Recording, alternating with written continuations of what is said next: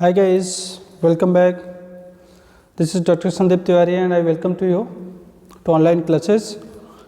Guys, in today's video, I am going to discuss with you the third part or the third canto of the poem Ode to West Wind. Before this lecture, I have completed my 3 lectures related to this poem. In first lecture, I discussed about introduction of the poem and poet, and in second lecture I discussed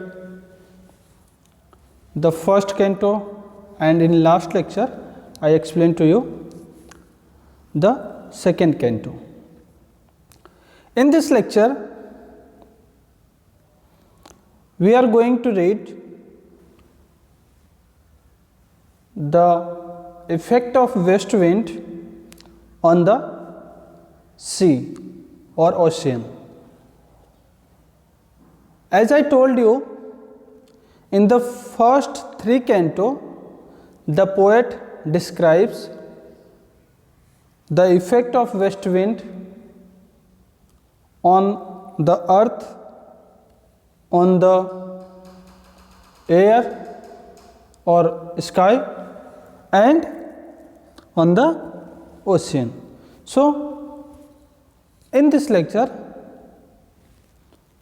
we are going to see the effect of west wind on the sea.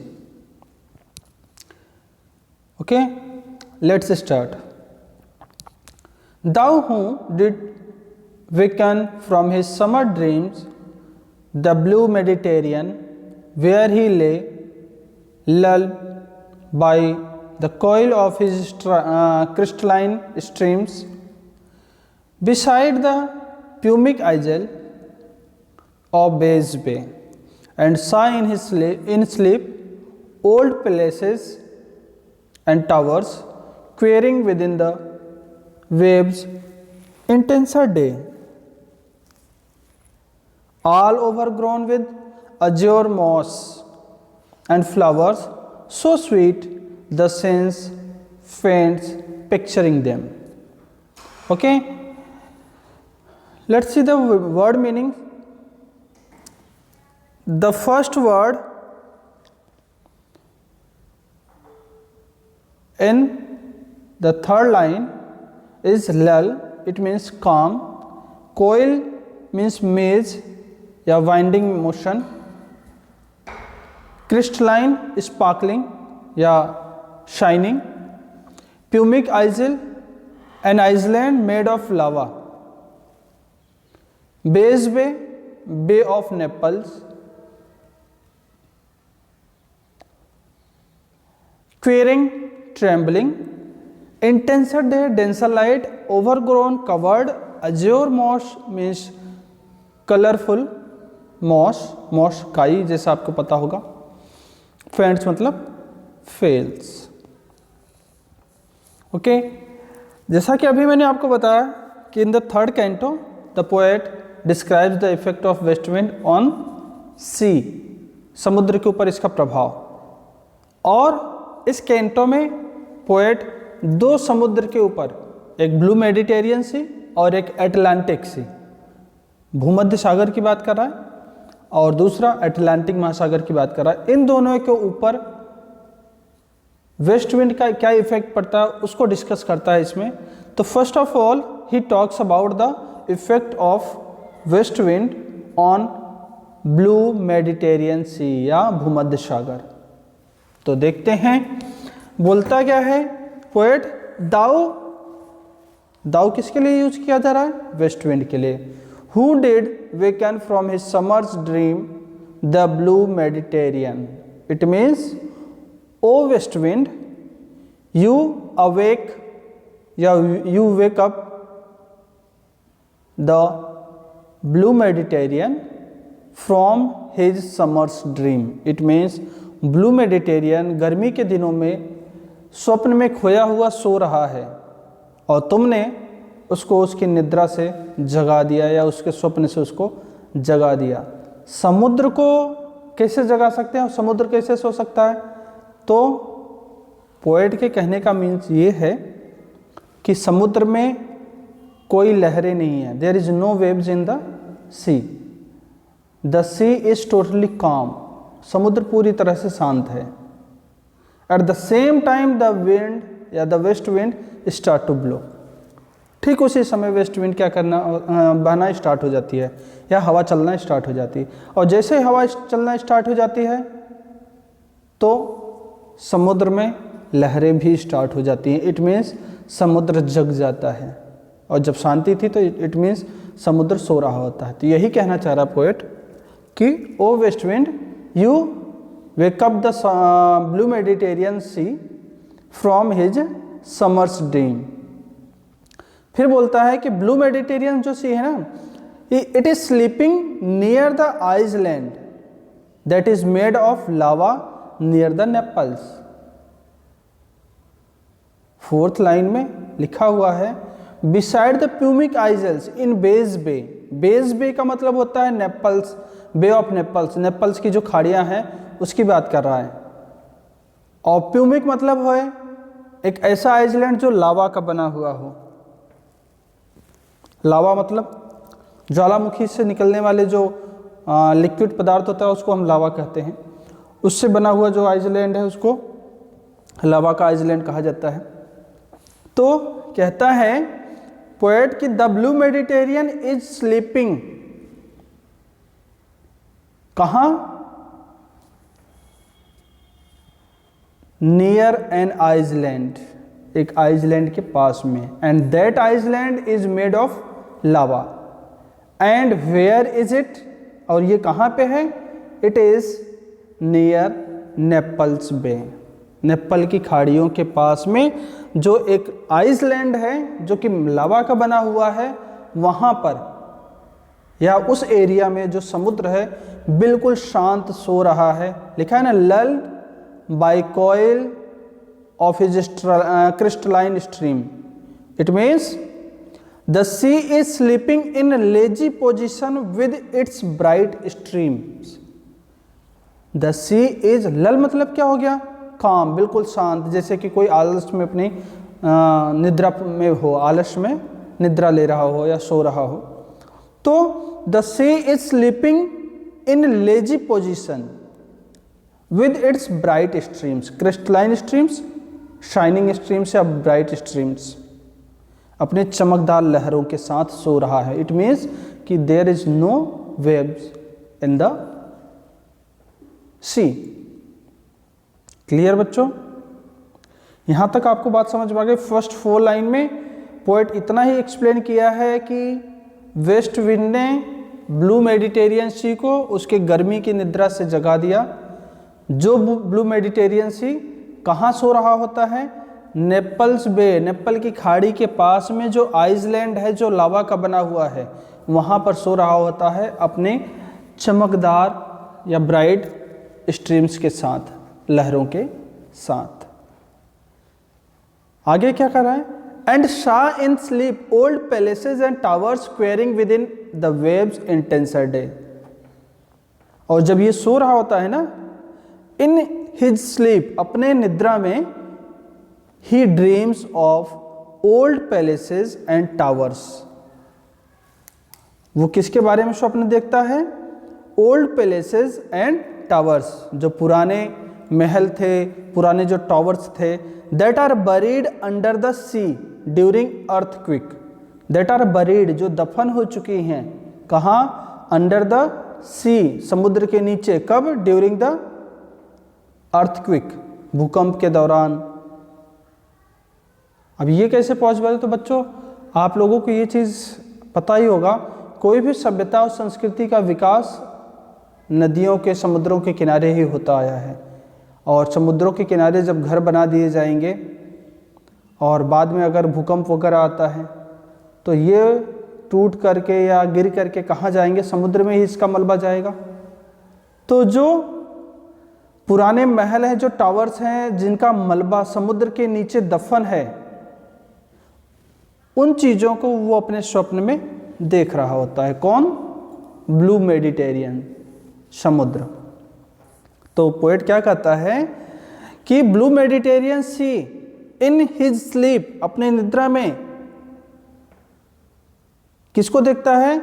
Dreams of, स्वप्न देखता है of old palaces and towers that are buried under the sea, जो कि उसके नीचे buried है, दफन है, उनके बारे में वो स्वप्न में देखता है।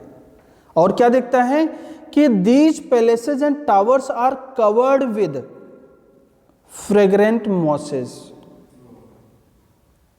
ठीक है ना, all overgrown. All overgrown मतलब पूरा का पूरा जो दफन है ना वो मलबा, और पूरा का पूरा कवर्ड है, किससे? अज्योर मॉसेज, मतलब फ्रेग्रेंट मॉसेज, सुगंधित काइयों से, एंड फ्लावर्स, और कई सारे समुद्री फूलों से। कई बार आप लोग देखते हो, कोई मूवी वगैरह देखते हो या कोई एक्वेरियम वगैरह देखते हो, तो ऐसा देखते हो कि समुद्र के नीचे काफ़ी कलरफुल वेजिटेशंस हैं, बहुत सारी वनस्पतियां देखने को मिलती हैं अलग अलग कलर की, और कलरफुल काई देखने को मिलती है। तो ठीक उसी चीज़ों की बात कर रहा है, वह उन्हीं चीज़ों की बात कर रहा है पोएट यहाँ पे। क्या कर रहा है कि in his sleep the blue Mediterranean sea is dreaming of the old palaces and the old towers that are buried under the sea, and these palaces and towers are fully covered with fragrant and colorful mosses and flowers।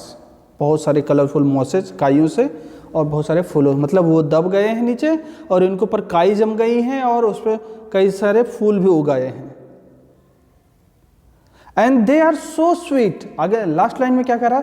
They are so sweet that our sense of smell या our sense fails to picturing them, हमारी जो इंद्रियां हैं, हमारे जो senses हैं, दे fail, वो क्या हो जाते हैं? फेल हो जाते हैं। पिक्चरिंग देम और डिस्क्राइबिंग देम, मतलब इतने सुंदर दिख रहे हैं कि the poet is incapable of, या the poet is not able to describe them in words, शब्दों में उनको बयां नहीं कर पा रहा है। तो आई होप जो अभी ब्लू मेडिटेरियन सी पे वो वेस्ट विंड का इफेक्ट पड़ा आपको समझ में आ गया होगा। एक बार मैं जल्दी से और रिकॉल कर देता हूं ताकि आपको इजीली क्लियर हो जाए।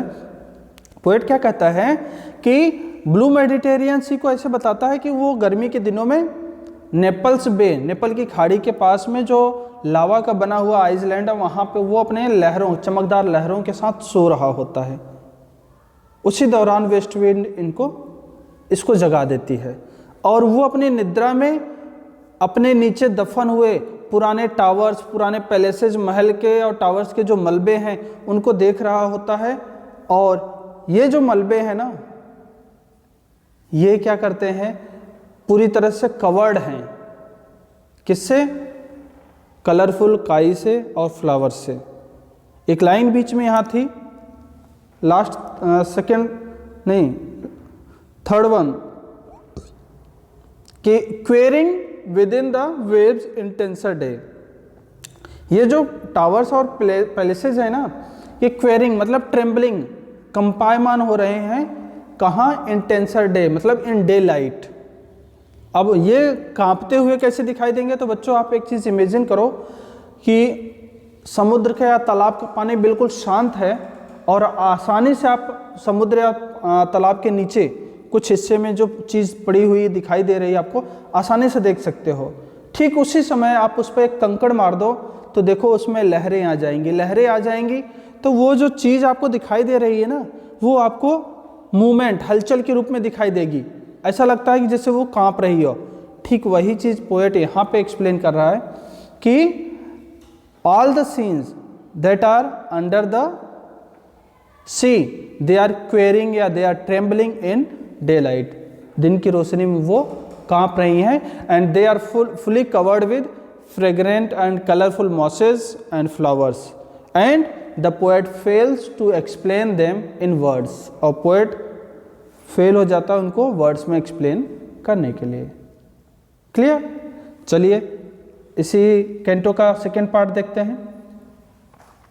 Thou for whose path the Atlantic's level powers cleaves themselves into chasm, while the far below the sea blooms and the osier woods which wear the shapeless foliage of ocean know thy voice and suddenly grow grey with fear and tremble and spoil themselves oh here।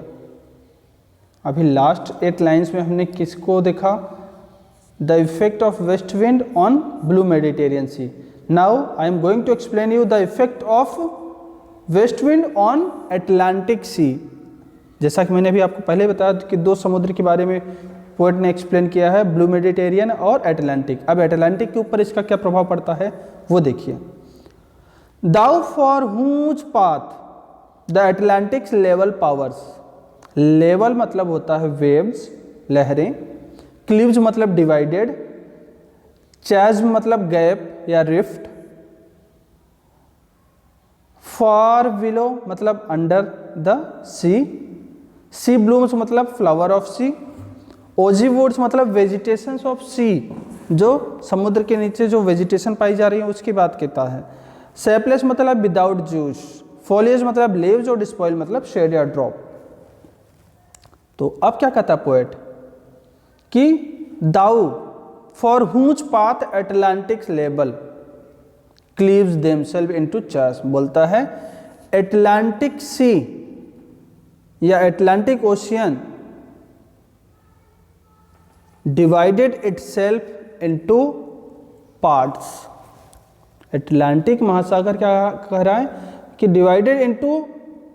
Divided itself into parts, अपने आप को कई सारे parts में divide कर देता है। किसके लिए?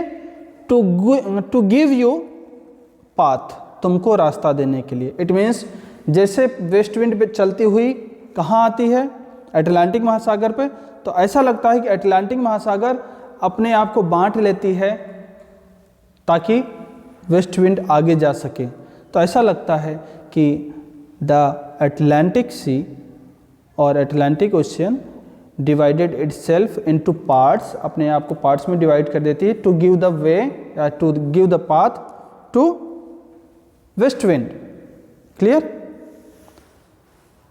While far below sea blooms and osier woods which wear shapeless foliage of the ocean, बोलता है and far below under the sea. Next the poet says that the plants at the bottom of the ocean, the plants at the bottom of ocean, समुद्र के नीचे जो plants हैं, जो vegetations हैं, they are डैम्प। डैम्प मतलब गीले। सीधी सी बात है, पानी में है तो डैम्प तो होंगे ही होंगे। But they have no shape in them या they have no juice in them. लिखा है ना शेपलेस फॉलिएज, मतलब जो समुद्र की वनस्पति होती है बच्चों, उसमें उनके पत्तों में कोई जूस नहीं होता। कई बार आप देखते हो कि अपने जो धरती पे जो पत्ते पाए जाते हैं, आप इनको तोड़ोगे और जब इनको मसलोगे तो इसमें लिक्विड फॉर्म निकलेगा या पानी के रूप में कुछ ना कुछ निकलेगा। लेकिन समुद्र के अंदर जो पत्ते हैं उनको तोड़ करके अगर आप ऐसे मसलोगे तो उनमें पानी नहीं निकलेगा। दे आर विदाउट जूस, वो बिना जूस के हैं। तो उनके बारे में बात कर रहा है। बोलता है कि the plants and the vegetations that are under the Atlantic sea, they are shapeless या they are without juice, they are dry. And when they listen the voice of west wind, जब वेस्ट विंड अटलांटिक सी के ऊपर आता है, and when they listen, और जब वो vegetations, वो प्लांट्स क्या करते हैं? सुनते हैं क्या? The voice of west wind, west wind की आवाज को, दे स्टार्ट या दे ग्रू फियर या दे ग्रो और they become fearful. They tremble, start to tremble, वो कांपना स्टार्ट कर देते हैं। तो कह रहा है कि when the west wind blow through the Atlantic sea, these plants begin to tremble with fear and become grey. जैसे ही अटलांटिक सी के ऊपर वो वेस्ट विंड आती है, ये जो प्लांट्स हैं ये स्टार्ट टू ट्रेम्बल, कांपना स्टार्ट कर देते हैं, एंड बिकम ग्रे, डर से एकदम पीले पड़ जाते हैं। And in the fear they shed their leaves, लिखा है ना लास्ट में, despoil themselves, and in the fear, और डर के मारे दे स्पॉइल या दे ड्रॉप देयर लीव्स, और अपने पत्तों को गिरा देते हैं। आई होप समझ में आ गया होगा। एक बार मैं जल्दी से और रिकॉल कर देता हूँ कि पोएट कहता है कि जैसे ही वेस्ट विंड बहती हुई कहाँ पहुँचती है, अटलांटिक सी के ऊपर, ऐसा लगता है कि अटलांटिक सी अपने आप को डिवाइड कर लिया है कई पार्ट्स में, to give the path to west wind को रास्ता देने के लिए। While the vegetations and the flowers that are under the Atlantic sea, जो वेजिटेशंस, जो फ्लावर्स कहाँ हैं, अटलांटिक सी के अंदर हैं। When they listen the voice of west wind, जब वो वेस्ट विंड की वॉइस को सुनते हैं, they become grew in fear, वो पीले पड़ जाते हैं डर में, and they start to tremble and they drop their leaves, और कांपना स्टार्ट कर देते हैं और फिर बाद में अपने पत्तों को वो डर के मारे गिरा देते हैं। तो आई होप बच्चों इस थर्ड स्टेंजा में जो पोएट ने वेस्ट विंड का इफेक्ट दोनों सी के ऊपर, ओशन के ऊपर एक्सप्लेन किया है, आपको समझ में आ गया होगा। इसी उम्मीद के साथ इस लेक्चर को यहीं फिनिश करते हैं। मिलते हैं नेक्स्ट लेक्चर में नेक्स्ट पार्ट के साथ। तब तक के लिए बाय बाय, थैंक यू।